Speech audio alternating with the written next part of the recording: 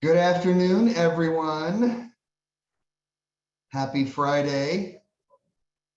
Even though Friday for all of us people in real estate, guys and gals in real estate, doesn't really mean the same thing, right? We work on Fridays and Saturdays and Sundays. Or is that only me?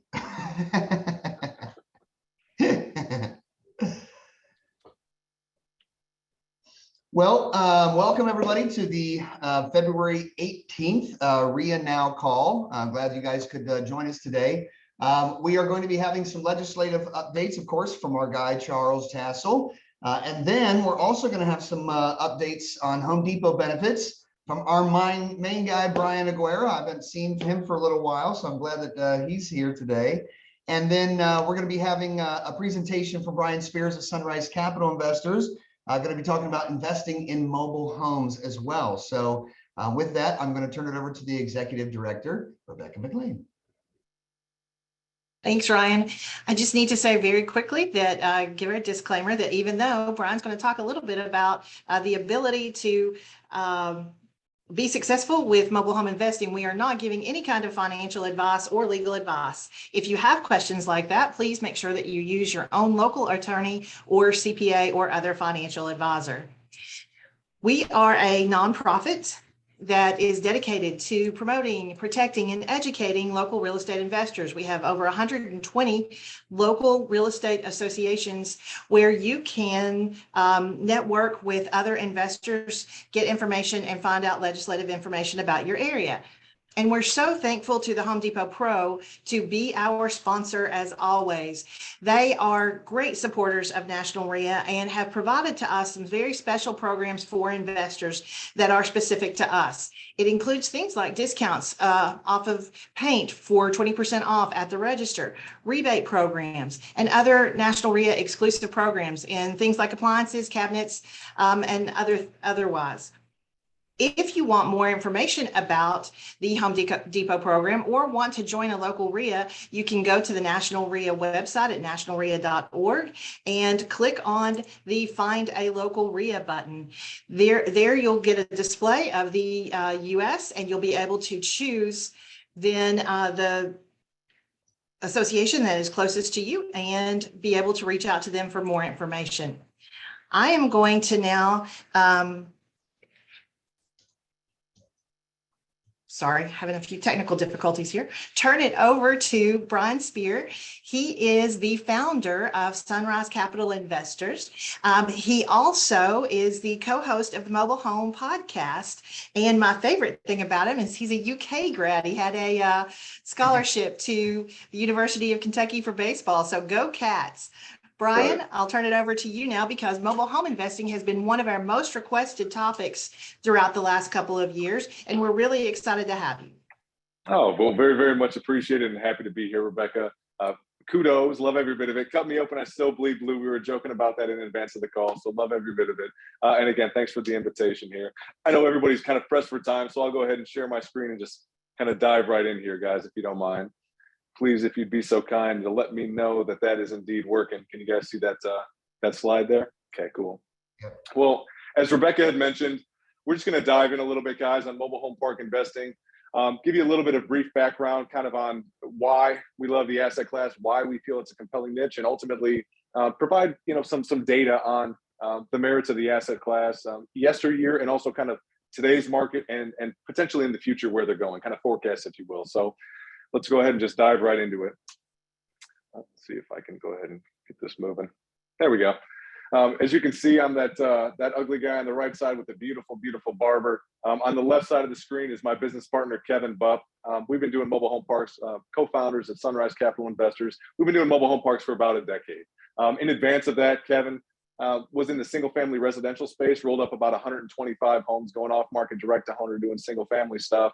And basically we ultimately chose mobile home parks because that skill set of going off market direct to owner bodes well in the manufactured housing sector because it's a very fragmented industry. There's a lot of mom and pop owners. So we do a bunch of kind of cold call campaigns, direct mail, stuff like this to try to go locate transactions off market direct to owner. So that's a strategy that you can use as you're looking to expand and grow in your own various businesses. So On to the next one here. A lot of folks know us.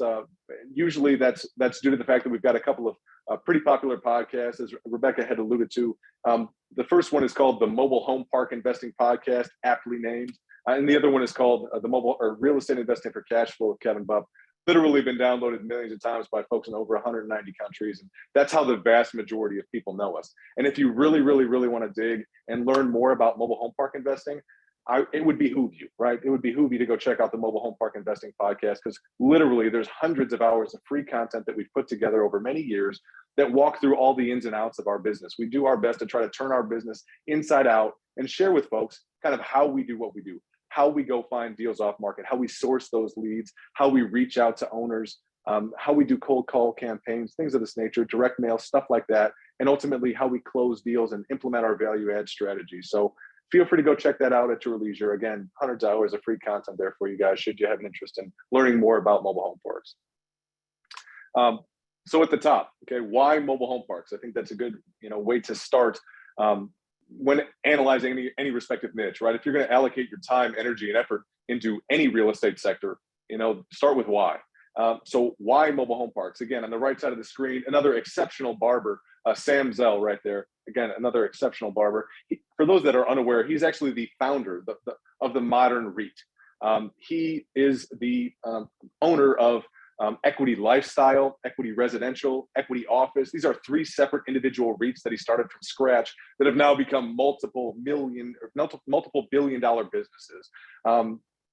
He's largely considered one of the best real estate investors that have ever existed. And he feels that mobile home parks are the best real estate investment that has ever existed, for a lot of different reasons. But you'll come to find out, hopefully by the end of this, that the data basically conveys that mobile home parks have outperformed every other asset class in the real estate sector for many, many decades, and are likely to continue to outperform for the foreseeable future. And a lot of that stems from just a very, very favorable long-term macroeconomic tailwind of massive, massive demand and a stagnant supply of affordable housing. So we'll dig right into that first portion regarding the demand. According to a recent Harvard study, nearly 50% of renter households are considered cost burdened. That's about 70 million Americans that can only afford housing costs of about $500 a month. And when you can only afford housing costs of $500 a month, you really only have two housing options. The first is Section 8 apartments, and the second is a mobile home park. And if you ever ask a resident which one they would prefer, which one provides a better living experience, the choice is obvious. Mobile home parks provided better privacy, small yards, safe, clean, quiet atmosphere, and a neighborhood feel, all for the same cost. I'll go ahead and head on to the next slide here. This is a map that provides a little bit of a more visual representation of the country's demand for affordable housing. Anywhere you see that red, that orange, that yellow, that is a county that has a dearth of affordable housing, that has a lack of affordable housing, that needs more affordable housing. It's where those renters are spending too much of their earned income on their ongoing monthly rental costs. Clearly, the demand for the product is massive. And again, our product is affordable housing. So we've already established that mobile home parks provide the best unsubsidized supply of affordable housing in the marketplace. And as a proponent of capitalism and a believer in Adam Smith's invisible hand, one would assume that with this gigantic demand for affordable housing, that the market would newly construct brand new affordable housing to meet the demands of the marketplace. But that's not what we see in our niche. Why? In a word, it is basically overregulation. It is obvious that we need to build more affordable housing.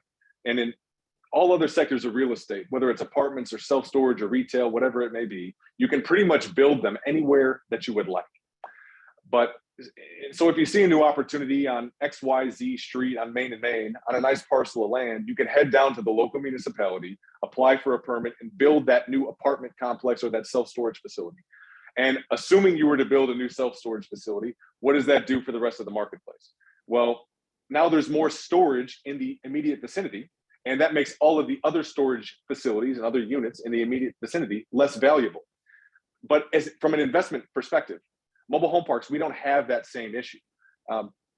City planners often refuse to rezone parcels to allow for the new construction of mobile home parks. There were less than 100 of them constructed nationally in the decade ending in 2016. That's, again, less than 10 per year. And just anecdotally speaking here, guys, in the state of Oklahoma, there was a really high quality entrepreneur that basically, a mobile home park hadn't been constructed there and newly developed in over 40 years. And an entrepreneur within the last handful of years basically found a parcel of land. It was actually in Edmond, Oklahoma, that had already been zoned for a mobile home park. It was zoned in like 1985, but it was never constructed.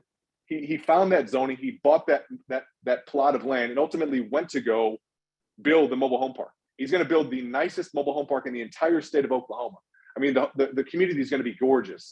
$150,000 mobile homes with attached car garages, the works, everything that you could possibly put into a mobile home park. Not a trailer park, not a mobile home park, a manufactured housing community. These are all synonymous terms, but the nicest mobile home park that you could think of.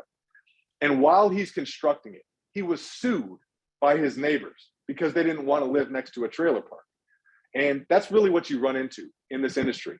There's two real main reasons why there's no new supply coming online. The first is the Nimby Syndrome.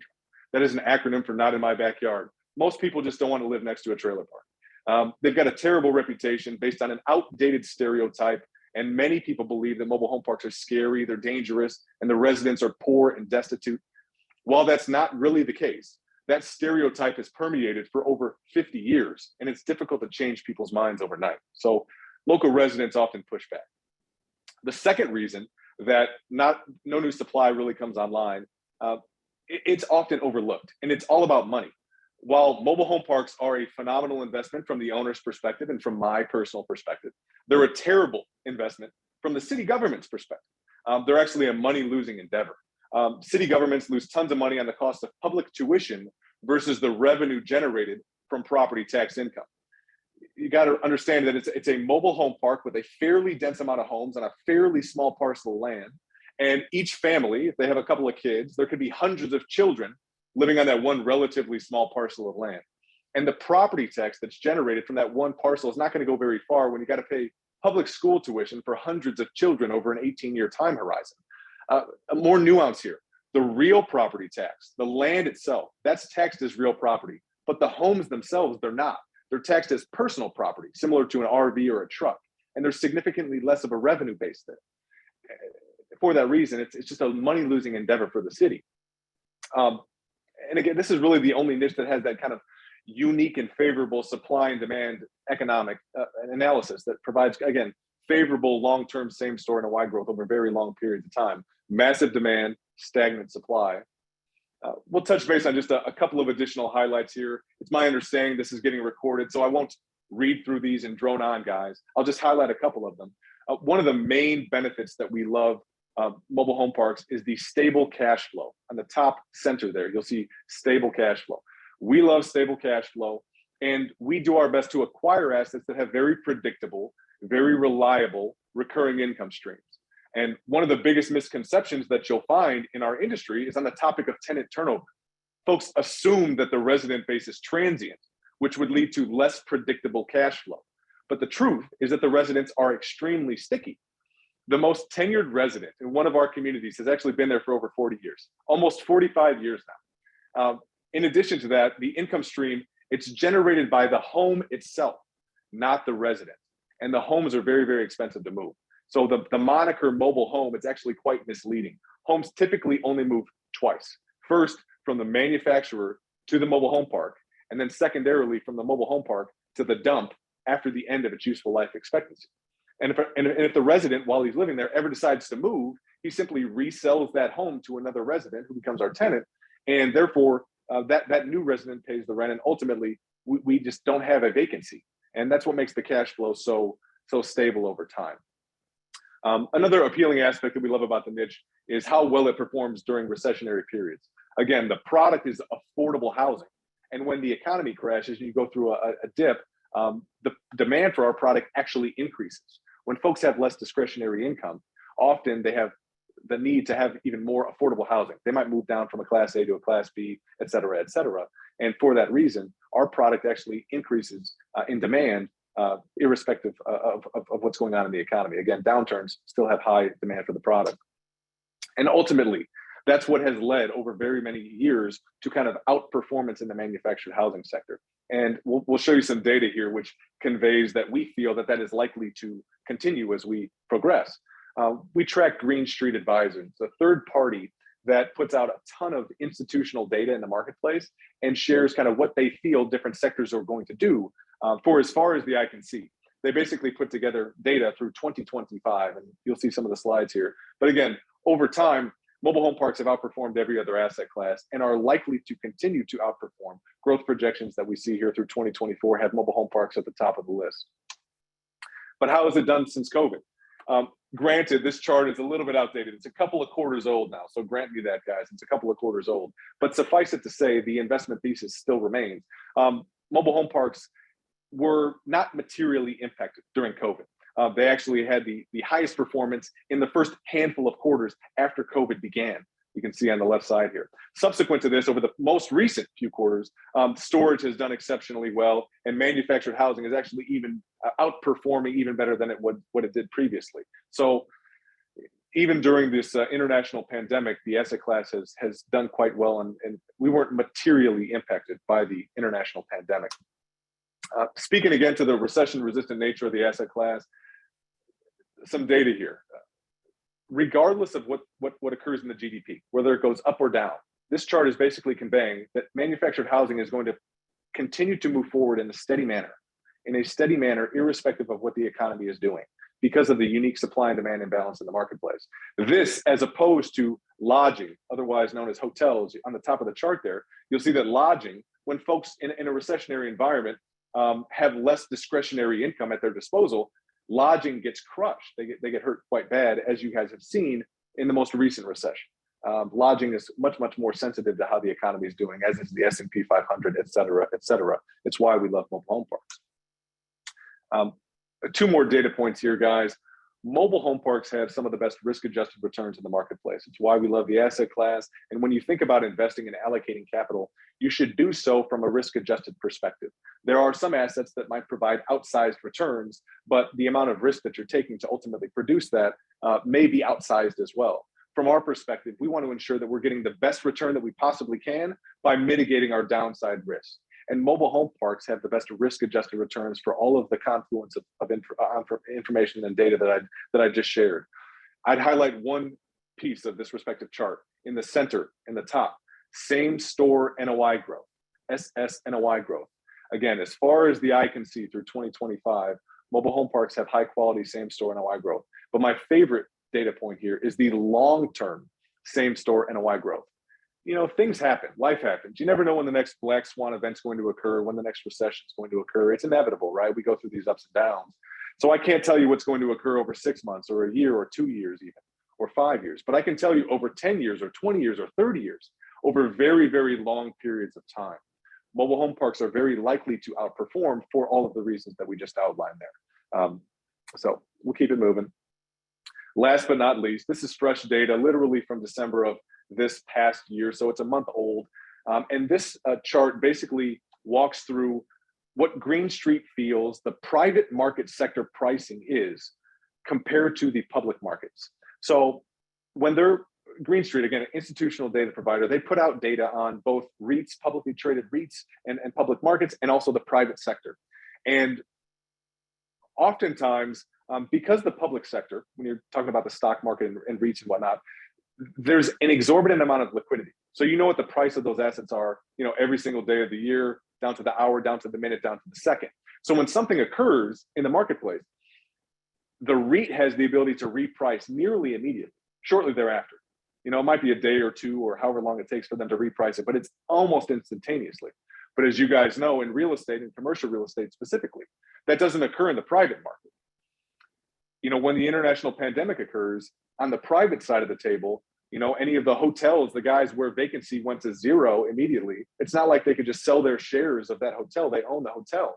There would be a lengthy process for them to get rid of that respective asset. For that reason, the public market pricing foreshadows what the private market is likely to do over time. And usually there's about a 6 to 12 month kind of window there in lag pricing.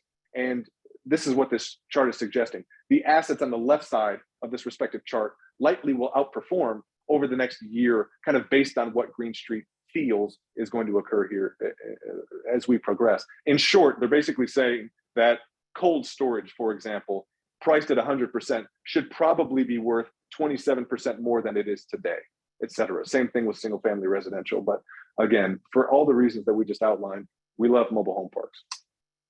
Diving into the value add strategy, guys. So once you actually are able to locate an asset that you feel is a high quality deal that you want to take down and ultimately own over long periods of time, from our perspective, you want to pull a lot of different levers, as many levers as you possibly can, to try to drive as much NOI as possible. And we always, we kind of coined our strategy of being a light value add strategy.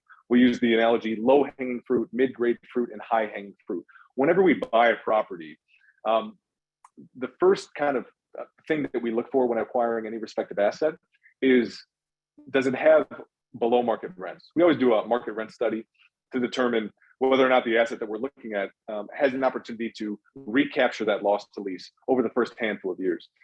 And it should be noted that when we are, quote, increasing rents after acquisition, the goal is always to immediately buy a deal, inject capital into it, clean up all of the units, do our best to try to build some sweat equity first by taking care of all the deferred maintenance projects, whether it's power washing all the homes, painting all the homes, removing all the unruly residents, enforcing the rules and regulations, making it a nicer place to live.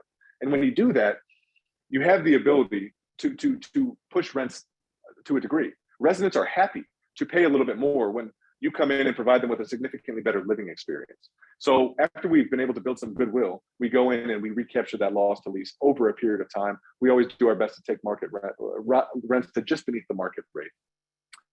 After that, the additional kind of mid-grade fruit that we try to do to create additional value inside of that community is increase the operational efficiency of the asset. When you're buying from mom and pop owners, oftentimes they don't institute professional property management systems. You can likely bill back for water, sewer, trash, these sorts of things. We're just simply asking for folks to pay for what they consume. And ultimately doing so provides a mutually beneficial outcome over very long periods of time, as opposed to the owner paying for all of the water, in which case the residents often use far too much water and a lot of it just goes down the drain. In that scenario, while the owner might increase lot rents to try to ensure that he remains profitable, if you simply bill back for water, you wouldn't have to raise rents as much. And it becomes more mutually beneficial. The resident's not coming out of pocket as much when you do that. So instituting more efficient management over time is beneficial. And then the last piece, in terms of operating, excuse me, the high hanging fruit is largely bringing in new homes or used homes to fill vacant lots. So when you buy a community, it might be a 100-space community. Maybe there's 80 homes on site. If you bring in 20 homes that are either new homes or used homes, you can add significant value by increasing that occupancy over time as well. As you guys branch off and you're looking to buy your own communities, please do note that when you're acquiring deals, you should be paying for the current income stream that is in place. There are a lot of folks that are kind of branching off, especially in today's market, that's a little bit more hot and kind of mobile home parks. Nobody used to brag about them, around the water cooler a decade ago, but it's kind of been a hot topic over the last few years. And a lot of newbies, I would say, are coming in and, from my perspective, overpaying for some of these assets. If there's a 100-space park and there's 80 occupied units, you should be paying for those 80 occupied units and the value that they create on a capitalized basis. Some folks are willing to pay for maybe 90 because they're thinking to themselves, if I bring in 20 homes, I'm willing to pay kind of what the price would be if it were at 90, because then I've still got upside from 90 to 100. That is a risky endeavor. We've done enough deals now. We've gone full cycle on enough deals to know that you really don't know what the absorption rate of those new homes are going to be until you actually own a mobile home park in a specific market, in that market for a period of time. So just be wary of that as you branch off and are looking to buy some assets of your own. So with that, I tend to be long-winded. Apologies, guys. We'll go ahead and open it up for any questions that you have, and we'll kick it back to you guys. Okay.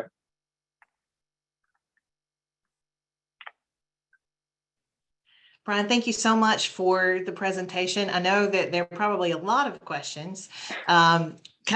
Kind of flew through that and would love some, maybe the ability to follow up with you if you want to put some contact information there. But one of the questions that is submitted is, what is the average price per lot? Well, this ranges dramatically. We literally, I'll just give you most recent data. Our team, we try to be very mindful about trying to buy with a margin of safety, meaning not even buying beneath the intrinsic value of the asset. We feel like the intrinsic value of the asset is significantly more than what we pay for it. But we're talking about buying beneath the current market value. So if we were to buy it today, we'd be able to sell it tomorrow and actually be able to make a little bit of money there, just trying to buy with a margin of safety. For that reason, we try not to get out in front of our skis on the unit price. The highest per lot price that we've ever paid was just paid in December on our most recent asset. We paid about $34,000. This compares very favorably to, you know, what a lot of, I should say, some other folks are willing to pay in the industry. And it's broad brushstrokes. It's so hard to pin that down for you because a one-star trailer park, if you will, is so much different than a five-star manufactured housing community. And there are so many variables that would, it would be an injustice to try to just throw a number out there and tell you what the current lots are in the marketplace. It's just very, very hard to do that. So anyway, hope that helps. It does. Next question. When you buy and are cleaning up the homes, are these the homes you own, or do you also improve the exterior of the resident-owned homes as well? We do the exterior of the resident-owned homes as well. We've done a lot of different things. Again, power washing, cleaning up the homes, painting the homes, adding shutters, adding skirting, things of this nature. It makes the community look significantly better. In addition to that, from an investment perspective, ultimately, a lot of the deals that we acquire are those light value add transactions. And when the community is looking a little bit rough, you often can't garner the best financing right out of the gate. So oftentimes we'll either buy the deal all cash or we'll use like regional local bank financing to close the transaction, maybe even seller financing. But when you inject capital into the community, you clean it up, you check a lot of those boxes that I just referenced, you can likely garner better debt, agency debt. And that is one of the best strategies available in today's market. Why? Because agency debt, Fannie Mae, Freddie Mac, that usually has significantly lower interest rates. And assets trade on a margin between the interest rate that you can pay on the debt and the cap rate that you can achieve, right? So if you got 150 basis point spread between the debt that you're paying and the cap rate, if the debt that you're getting at acquisition is, 5 today, and you can buy it at a 6.5, but you can ultimately, after a year and a half or 2 years or 3 years, create a scenario where you can get more attractive financing and agency financing. Now you can lower that interest rate. It adds much more of a spread. And basically you're creating your own cap rate compression by implementing that strategy. It's one of the best ones you could do kind of in today's market. It's an excellent strategy. Next question. What is the lowest number of homes and the largest number of homes? Is there a limit for a good return? And the most manufactured homes are where in the USA? Are there big state-by-state differences? So two pieces. I'll hit the latter one first. So just in terms of regions, there's 3 states that have kind of the most mobile home parks. One is Florida, one is Texas, one is California. Those are the 3 with kind of the largest propensity of having mobile home parks.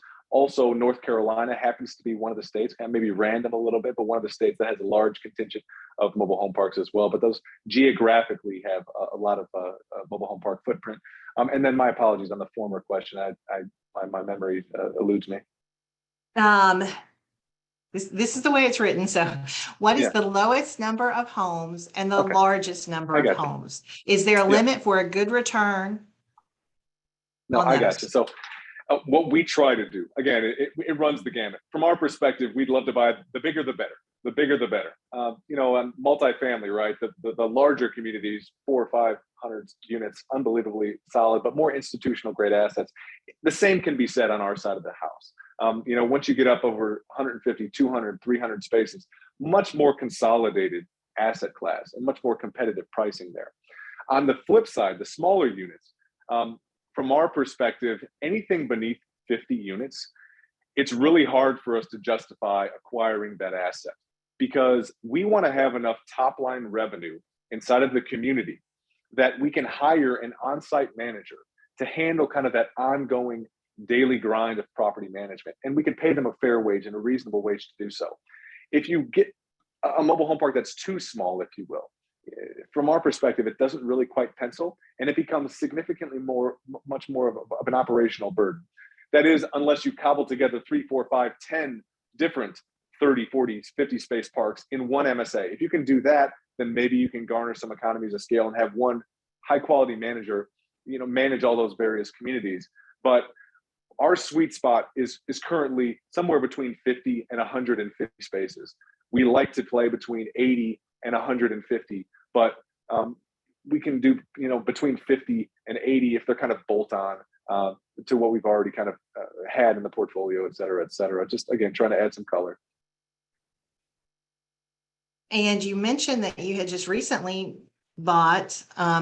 Did the lot that you bought have homes on it? Yes, a couple of things here. One, we only buy pre-existing assets that have income producing assets. Period. We don't newly develop. First of all, it's hard to do so, and second of all, there's a little bit additional risk in doing just that. So we only buy income producing assets, pre-existing assets, and yeah, so there's always going to be homes there. Digging a little bit deeper, do we buy stuff where it's only tenant-owned homes or park-owned homes? We prefer the tenant-owned home model. We do own hundreds of homes, kind of park-owned homes, if you will, but we much prefer the resident-owned model, whereby we buy a community. And just the nature of the business is over time, when you buy a pre-existing community, there's likely to be some homes that are, quote, park-owned homes, where we take title to the homes themselves. In that scenario, we fix them up, we renovate them, and ultimately we sell them to residents as quickly as we can to get them off the books. Many reasons why that's the case, but as mentioned previously, we also want to garner the best financing. Banks, Fannie Mae, Freddie Mac, that number has been going down over time, but they used to say that 80% of the homes inside of the community must be tenant-owned homes. It's kind of now 75, and as they get a little bit more aggressive, kind of 70. But we would much prefer the tenant-owned home model, because once they own their own home outright, and their outbound housing costs, all in housing costs, maybe $300, $350. Where in a civilized society can you live all in for $350 per month for a 3-bed, 2-bath home with 1,300 square foot a yard and things like this? Once folks get to that point where they own the home themselves and that the lot rent's the only thing that they pay, that's when you have a scenario where one of our residents has been there for 45 years, because there's literally nowhere else that they could live that would be more affordable than that respective scenario. And that's the business model that we want to have. Very, very stable recurring income streams. The park-owned homes have a little bit more tenant turnover. That's terrific. Next question. I know in commercial buildings, there are different classes of buildings, A, B, and C. Does the same exist for manufactured home properties? And are the rules of thumb for value dollar per door or dollar per square foot? It would be, to the latter point, definitely dollar per door, not dollar per square foot. It's just per unit efficiency. But to the other point regarding just kind of how these are ranked, if you will, we have a very kind of lengthy podcast where we walk through this, and we try to compare the star rating system, which is what it is in the manufactured housing sector, versus the multifamily A, B, C, D, if you will. And we try to kind of compare and contrast what those look like. But in short, in the mobile home park world, again, it's kind of a star rating system where a 1-star would be the old drug, sex, and rock and roll trailer park. Okay, that's a 1-star community. A 5-star community would be the old manufactured housing community that is absolutely gorgeous, where the homes sell for $100,000, $150,000. They have attached garages. Everybody drives a golf cart. Grandmas play bingo on Fridays in the clubhouse. I mean, it's a lifestyle community. It's a lifestyle choice community. Mobile home parks are 2 to 4-star. And that's where we play. That is the affordable housing sector, where we might buy something that's a 2-star, try to turn it into a 3-star. Buy something that's a 3-star, turn it into a 4-star. That's really where we play. But again, that gives you kind of broad brush strokes on the range there. And you could think about it in terms of kind of ABC in that manner. 5 stars more like an A, et cetera, et cetera. We have quite the futurist question here. That it's, what are your thoughts about creating a park like this with 3D printed homes? Very, very interesting. Don't mind that, and very, very, very, very interesting. 2 things I would convey. Back in the day, mobile homes were kind of founded, and basically the folks that at the very, very outset, how were mobile home parks even created? years and years and years and years prior, mobile homes, the residents that owned mobile homes, they were the most wealthy people in the country. And the reason was because this is before hotels even existed. Basically, they'd hook up a trailer to the back of their car, and there was no hotel. So they would make these trailers where they would travel, and if they had to stop for the night, as opposed to sleeping in a tent on the ground, they would have this trailer. And eventually that became a model where there were enough of these people traveling on the newfound highways where the trailer park would be an opportunity for somebody to park their trailer for the evening. And that's kind of what is ultimately how it was founded. So it was ultimately the nicest folks in the country that would have these. All that is to say, tons of different manufacturers, all this different stuff. And it became a hodgepodge of who built these respective trailers. That became very, very formalized in 1978 when the HUD, Housing and Urban Development, basically every home had to have a stamp on it, a HUD stamp, which put specific qualifications on the homes themselves that had to meet certain characteristics. I'm uncertain where we would land on the 3D printed homes. So long as they met some of those respective characteristics that the HUD requires, then maybe we can get over that. I don't mind that. I like the idea of any way that we can create affordable housing. There's nothing wrong with that, but we would have to play within the rules that HUD puts out, et cetera. We also have a question. What is the market ratio between owner and investors' ownership? Owner and investors' ownership. Again, this is, I think, broad brush strokes. Just in terms of, are we talking about passive investment syndications here, I'm assuming, between owners and investors? I can't tell exactly, but I think that's what I think that's what we're trying to do. I would say so, assuming so. Again, this is broad brush strokes. Different folks that put out different syndications and things of this nature can split the ownership and the profits, if you will.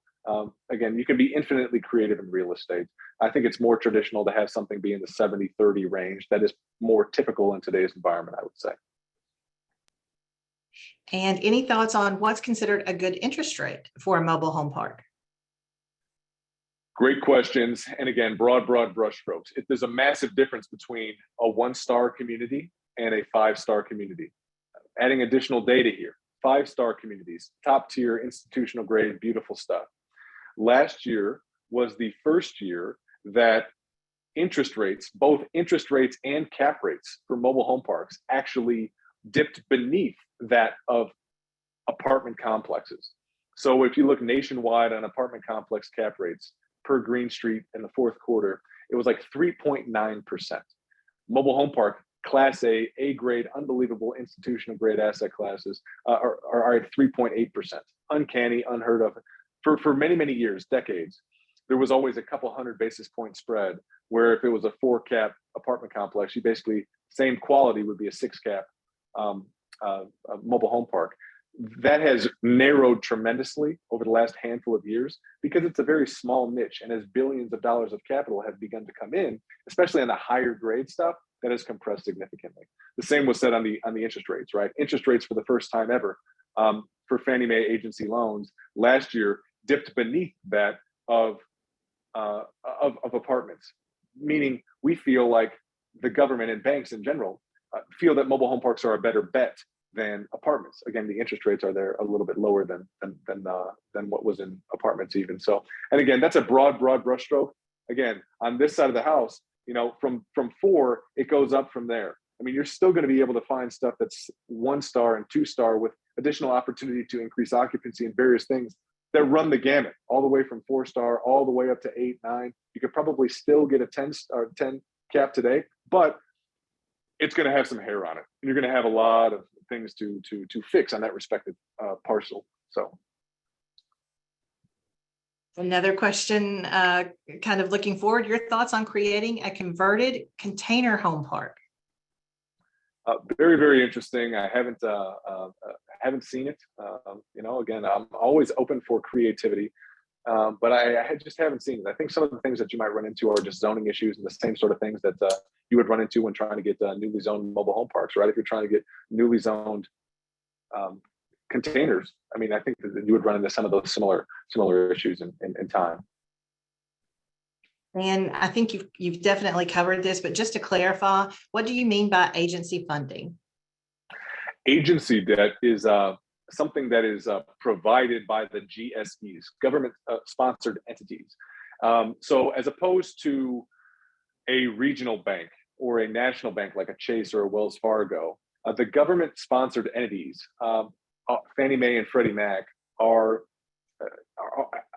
have the ability to provide better financing because they're doing a service to the society. The government wants to provide more housing and more affordable housing to the marketplace. And for that reason, if you provide that service and you check a lot of those boxes that I mentioned previously, you provide a better living experience for all the residents, then they will afford you the opportunity to get a little bit lower interest rate and better terms on the loans that they're willing to provide. A lot of things you have to have check a lot of boxes to get those type of loans, but they're very, very appealing.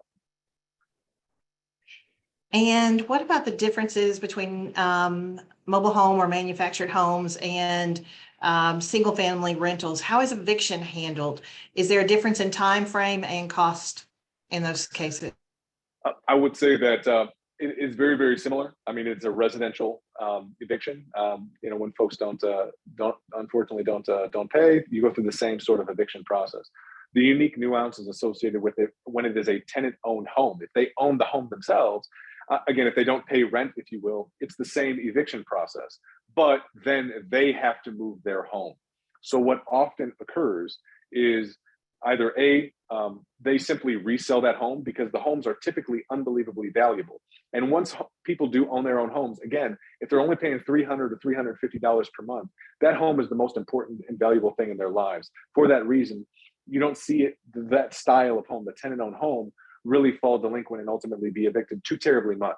But if and when that occurs, or somebody passes away or something like that does occur, what happens is you do have to evict the resident, but once they are gone, that if they don't move the home off of your property, you go through what is known as the abandoned title process. It's called abandoned property, and every county, every municipality, every state, it's all different.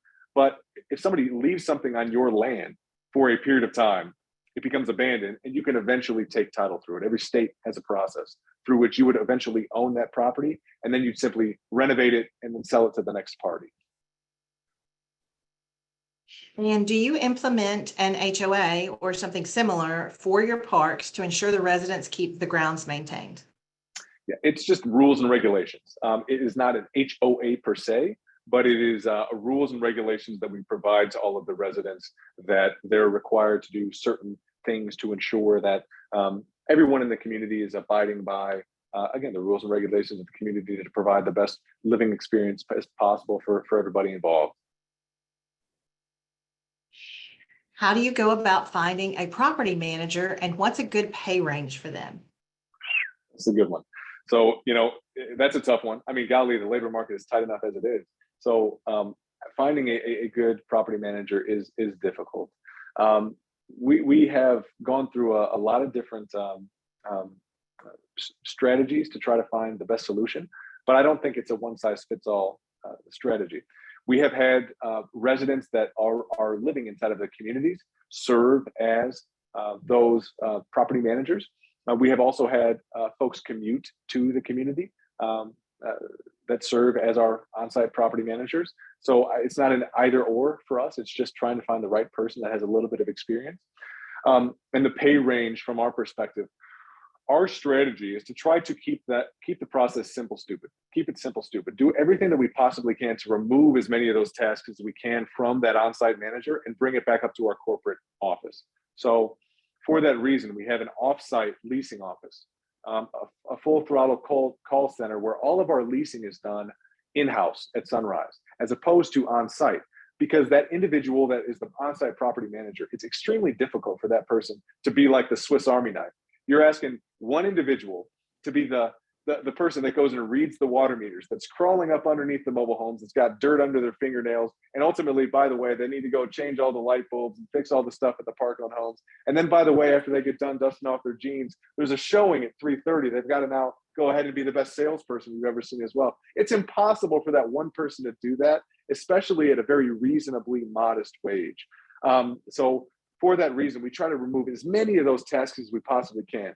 And in terms of the leasing process, we just ask them to open the door. We've got a sales team behind the scenes that we keep here that basically does all that for them. The on-site manager Their job is basically to collect the checks, scan the checks, handle some of those more menial tasks. And for that service, they have a very modest wage, something in the realm of the local minimum wage ish. You know, folks that are on salary for us range on the low end. If it's more of a part-time job where they're all tenant-owned homes, something in the realm of maybe $15,000 an hour or $15,000 in a year if it's kind of like a part-time thing, all the way up to 40, 45 grand if it's a larger community where they're doing significantly more inside of the community. But we try to remove as many tasks as possible so that we can keep that on-site salary as light as we possibly can. How do you see the tiny home community movement as the new model? Is it still a good investment? And it's funny, by the way, it's funny that this came up because I just saw videos today that Home Depot, I think Brian can talk about it if he wants to, that Home Depot has tiny homes ready to go. They'll just deliver them to you. You know, love every bit of it. And there's a million different ways to skin a cat. I've seen some pretty cool stuff come up. There was actually there's a really cool tiny home community in Sarasota. I mean, really high priced area. Sarasota, Florida here, a beautiful, beautiful area. Siesta Key is one of the best beaches in the world, and it's kind of right there. But I would convey that doesn't solve the affordable housing crisis from my perspective. You know, that community, they still have 4-digit rents on a monthly basis. And it doesn't really solve the affordable housing crisis from my perspective. I also recently saw kind of a unique lifestyle community with tiny homes in Austin, Texas. Similarly, you're able to now get kind of new zoning for those cool, chic tiny homes. But oftentimes those tiny homes aren't just supplying the affordable housing and serving that market. Those ones I'm referencing in Texas are going for $1,500 a month. It's just a little bit different. So while I appreciate it, you know, I don't know if I could personally handle living in that 300, 400 square foot unit, home for the foreseeable future. I'm not certain. I don't know if that would be the solution for affordable housing over very long periods of time to solve that problem. I would agree with that. Next question is, what is your target cap rate for acquisition and for post-improved? Great stuff. Great stuff. And it's a broad brushstroke here yet again. Why? Because we've literally purchased communities that have like negative cap rates or 0 cap rates, because we know that we can come in relatively quickly and solve those problems and fix them, add a ton of value in the very near to medium term, and then be able to have a high quality income producing asset shortly after acquisition. So we're less concerned on the front end of what the cap rate's going to be due to the fact that we're buying value add investments. And again, that's kind of our philosophy. But the yield on cost that we ultimately want to achieve is to have ultimately a cash on cash return that is in the high single or low double digits. Don't feel like that's an inordinately difficult thing to achieve in today's market. So the yield on cost is kind of that cap rate after you've implemented the business plan that you're referencing. We want to ensure that we've got rough shot 250 basis point spread, maybe a little more than that, between the interest rate that we have on that asset and ultimately the yield on cost once we've implemented the business model. Do banks lend money on the individual homes? Yes and no. It is more difficult to garner financing on those respective assets. It's called chattel financing. So there's a lot of things that go into that. From the owner's perspective, there are a few different programs that are available in the marketplace now that allow you to get financing on the homes themselves if you want to go down that route. Warren Buffett, another thing I didn't even mention, guys, for those unaware, Warren Buffett is the largest investor in the mobile home park sector. He is the largest lender on mobile homes throughout the entire country through a company called 21st Mortgage. He is the largest financier, second largest financier on mobile home parks through Bricadia. And he's the largest manufacturer of mobile homes as well through Clayton Homes. So he's one of the biggest players in the country, and he's got a massive program for financing the homes themselves. Then you can kind of work with 21st Mortgage to finance those respective those homes. But it's harder for the on-site guys, meaning the individual residents themselves, to garner those mobile home loans, just because usually when folks are living in a mobile home, they don't have the best credit scores, the highest income, and the loans that they ultimately would be able to get are more restrictive. multiple hundreds of basis points higher than what a residential loan would be on a stick-built home. And a follow-up question to that are any tips on how to work with the existing tenants to buy the homes they are currently renting from the mobile home park? My apologies, could you repeat that? Have you got any tips on how to work with existing tenants to buy the mobile homes they are currently renting from the mobile home park? So if you do end up with some of those park-owned homes, how do you convince those that are renting to go ahead and become owners of those homes? I got an offer you can't refuse. No, what we try to do is ultimately implement a lease option strategy. From our perspective, you usually in that scenario have the opportunity to go in, and it's an imperfect science. We've had scenarios where this hasn't worked, but you go in and you do your best to try to explain to the residents that maybe paying $600, $700 because they're not only paying the lot rent of call it $300, but they're also paying the home rent of call it $300, I call it $400. So their all-in cost is $700. You do your best to explain to them that in a very short period of time, a handful of years, if they choose to agree to ultimately own this home via our lease option strategy, that eventually they would only have this one portion of the payment on an ongoing basis. And for their willingness to work with us in this regard, we would work with them on this number where maybe we don't charge them $700. Maybe we charge them $695. Agree to work with us here, and ultimately we'll go ahead and get you the title. If you stay with us for 4 or 5 years, whatever the math works out to, we'll go ahead and give you the title to the home and just charge a lot rent from that point forward.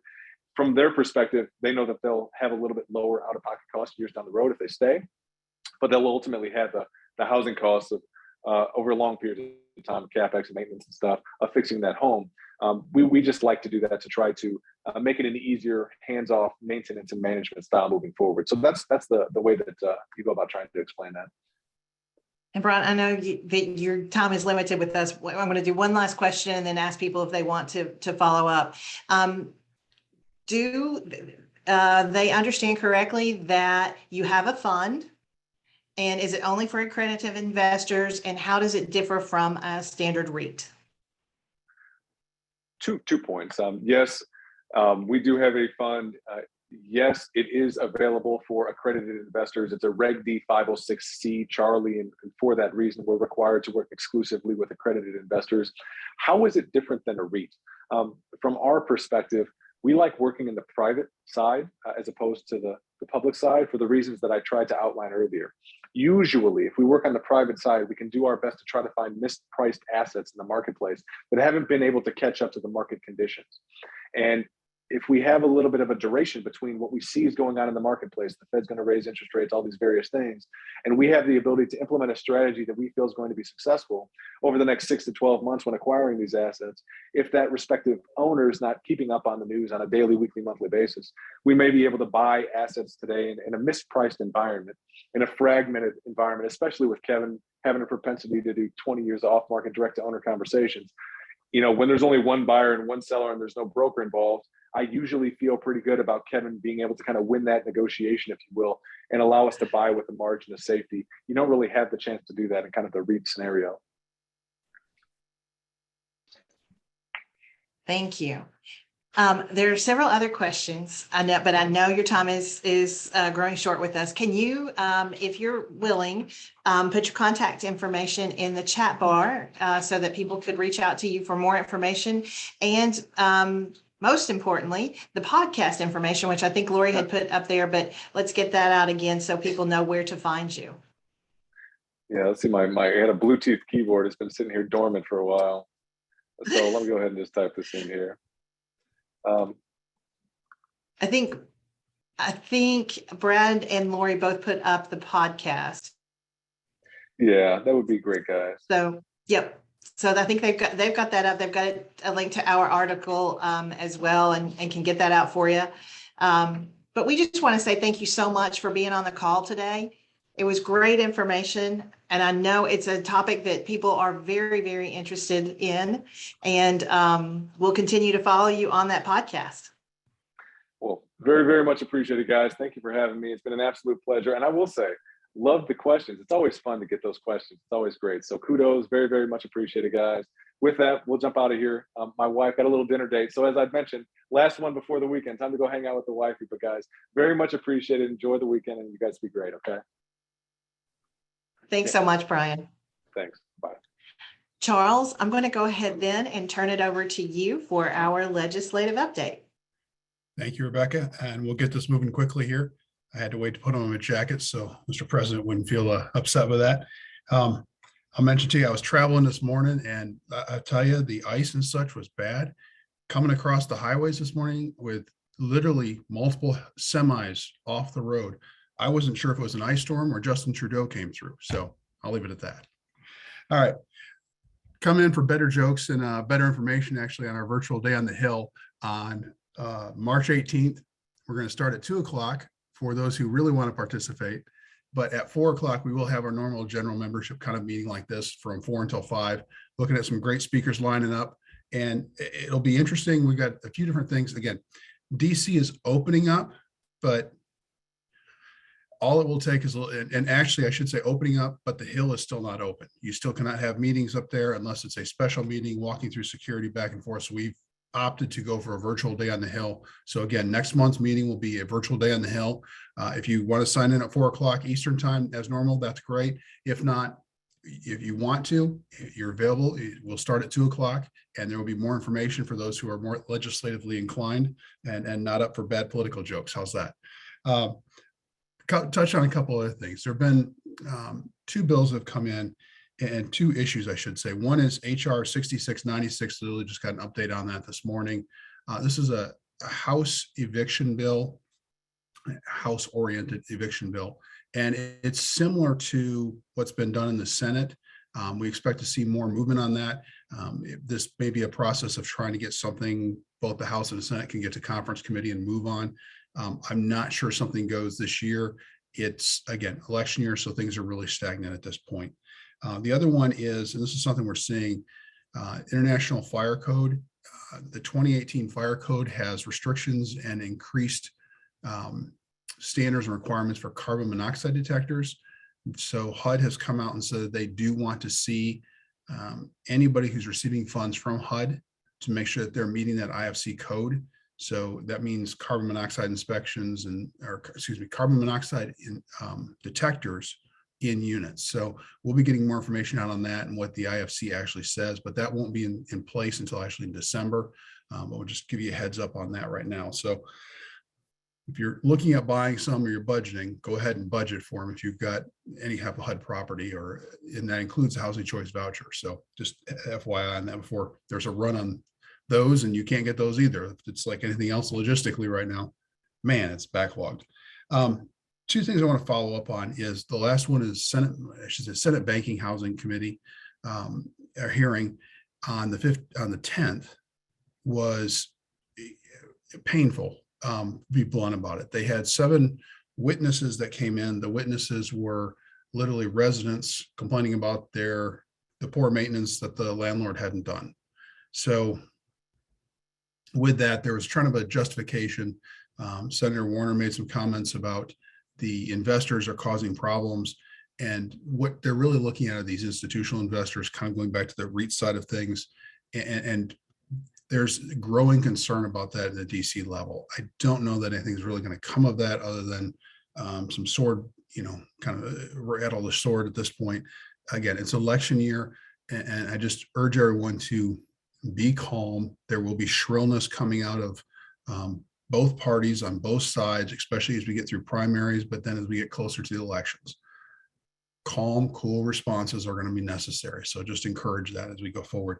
The last one is a twofold piece, which is we're seeing multiple pieces come out. One is on source of income. We're seeing that at the local level and at the state level. So please keep your eyes and ears open for that. If it's coming to a neighborhood near you, rent control is starting to spread. We're seeing bills that are being replicated into multiple areas. So please make sure that you're keeping an eye open for that. These are literally, they're taking wholesale copy and paste and put it into their area. So the last one, and as Brian Spear mentioned, this is a affordable housing issue. So making sure that we are part of the solution, because quite frankly, investors bringing properties back online that have been either zombie homes or just not up to speed, this is where we can really help out in the market. So making sure we're paying attention and participating and letting our government officials know we're here, we're helping, and this is what we're doing is one of the best things we can do. With that, I'll turn it back over to you, Rebecca. Thanks so much, Charles. He is out for a training, by the way, today. If you have any group members or association leaders online and you're interested in having Charles come to help you understand how to work with legislators in your area and how to write your response to policy, he's available to do that. Feel free to reach out to him, Charles at nationalrea.org, to have him host that for you. Now I'm going to turn it over to Brian, our other Brian. It's the Brian and Brian show today, to give us some great updates about Home Depot. Awesome. Thanks, Rebecca. And thanks, Charles. It was a great hearing Brian and learning more about that space. Definitely an interesting segment in the industry for affordable housing, and definitely a lot of great feedback there. So great to see you all. I haven't seen some of you in a couple of months. I've had a chance to travel and meet some of you as things have gotten better here with COVID and the pandemic. But if I haven't had a chance to see you, please reach out to me. I'd love to make it out to one of your meetings this year, 2022. Can't believe we're already in 2022. But hey, for those of you that don't know me, I'm Brian Aguirre, your National Account Manager for our National REIA partnership. I love what I do for the Home Depot. This is almost 4 years, and I love the fact that I get a chance to work with you, great leaders in National REIA. I myself understand the business, understand what your members are going through, the good, the bad experiences they get at the Home Depot. So I just want to just extend that invitation. I've had a lot of great virtual recent meetings with some of the affiliates and associations and chapters. So if there's anything I could do to help, please reach out. You have my information in the chat. You'll have my information, whether you reach out to Karen, who does an excellent job as a director of growth, or Lori, or Rebecca, or Tim, who's out there working to help support you as well. But hey, a couple of things at a high level. I'm going to cover about 5 slides, and I'm going to try to be as brief as possible. And then so we could close it out here this Friday afternoon and give you time here in this beautiful weekend. One, I just hope you and yours are in good health and good spirits. But beyond that, we had a great year last year. Inflation picked up, and it really helped us have a very successful sales year together. This year, we're off to another great start. So we were very grateful for the partnership. Things are alive and well at the Home Depot. We're heavily invested in the property investor space. You are an extension of us who's out there helping us find, know, and grow that customer. So again, thanks for what you do. And the rebate checks will be coming out within a week to 2 weeks. So your members will receive rebate checks within 1 to 2 weeks. If you have any issues, please work with Karen, who works with me and the team to help support your members. We hope you're paying members who reach out. And even if there's members that haven't paid and you need some support with that, hey, we're here to support you with that as well. With that, I'm just going to take a quick moment to share this slides I created. I can also send this to you. So it is something I can share with you as well. And what it is just a quick overview about Proextra. So I work with our marketing team, and we created a quick overview going over what is Proextra, perks, paint rewards and exclusive offers, volume price program, our credit card, are now called Proextra credit card. So if you have members that have the Home Depot credit card, we're now calling it the Proextra credit card. But as you all know, any payment method that your members register within the Proextra experience, we track. All sales over $5,000, your members receive a 2% rebate check. And then also there's a 20% off paint rewards. In this presentation, you'll be able to learn more about how to enroll. And then at the end of this, I'll leave it open maybe for 1 or 2 questions if there's any within the chat, Rebecca, if we have time. So real quick, everyone, I would like for you to take a moment and text Proextra So text the number 433-768 Proextra. And what we're going to do here is get used to this process, because you as a leader or your team, the easiest way to get people to register is actually telling them to do this. If not, it becomes very difficult for someone to see it through when they get busy with their lives and then forget to register. So if you have a moment, you'll text the phone number 433-768. You're going to text the word Proextra. That's PRO space XTRA. So this is a new process we really want to influence and use this year. It helps keep things very simple when it comes to registration for Proextra. And we all know it hasn't been simple ever. We all know it's been something we're working on diligently, is to try to make it easier for you. So this year, you're going to hear me and the team talk a lot about registering for Proextra by just using this text to register functionality. All right. The next step is, hey, what is Proextra? So for some of us that know, for some of us that don't, it is our rewards loyalty program for your members. And really for any customer that chooses to register for Proextra. But what's in it for you and your association, you and your members, is that they receive a 2% rebate on all sales $5,000 or more 2 times per year. As mentioned, in the next 2 weeks, your members will be receiving the rebate checks. And it's built to save you time and money as a pro. Last week, I was with one of our chapters, and we were talking to customers going through the purchase receipt functionality, the ability to track purchases, export all your purchases into QuickBooks, and how it really helps make your whole business experience more productive. So we believe Proextra is a must-have for your members, and the exclusive member benefit that you can offer, we hope makes them appreciate the partnership with us. So what are some of the benefits that Proextra offers? We talked about perks last year, you may remember. So you spend, unlock, and choose. You get to choose a tool rental credit. So if your members are landlords or property investors, fix and flip, they don't want to have to buy some of these heavy, expensive equipment. Our tool rental program will take care of that for them. So at every store, we have a tool rental department where they can end up